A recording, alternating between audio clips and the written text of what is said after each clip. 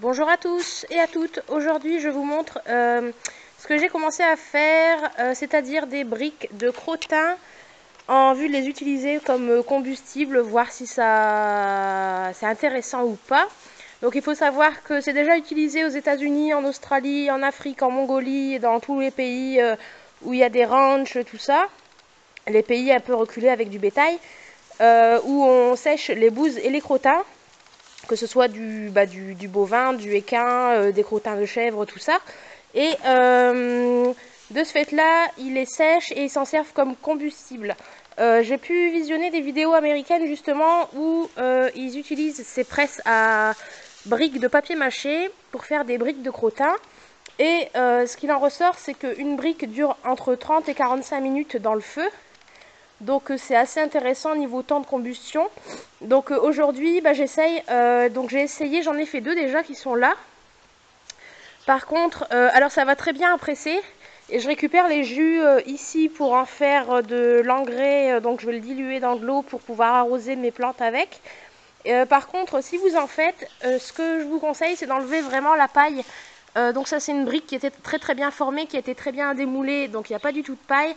Par contre, celle-ci, elle est cassée en deux, en démoulant, c'était vraiment l'horreur. Donc il faut vraiment enlever toute la paille et garder vraiment que les boules de crottin, en fait, pour faire les briques.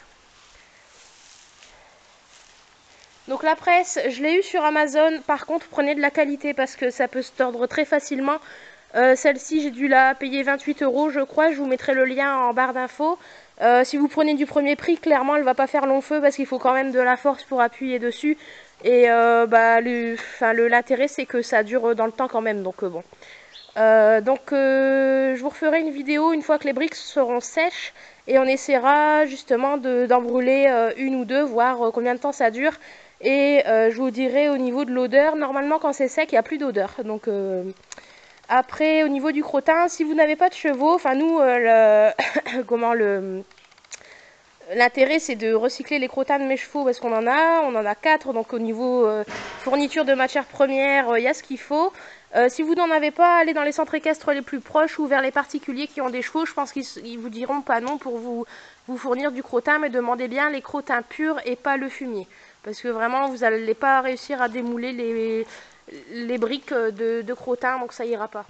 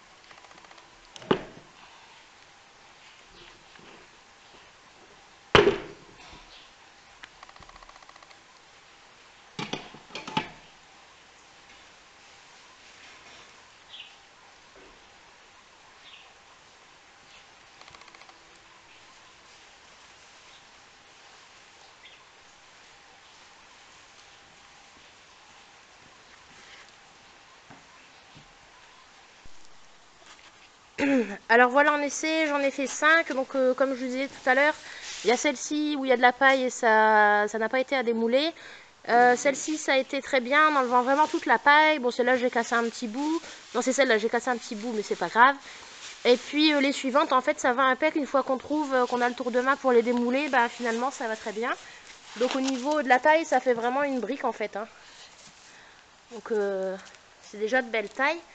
Et puis on va essayer d'en faire quelques-unes et puis voir quand ce sera sec. Alors après usage, bien sûr, on nettoie bien le matériel. On nettoie bien à l'eau claire. Ici, j'ai récupéré le purin, donc le jus des crottins. Et ça va aller dans un bidon pour le jardin.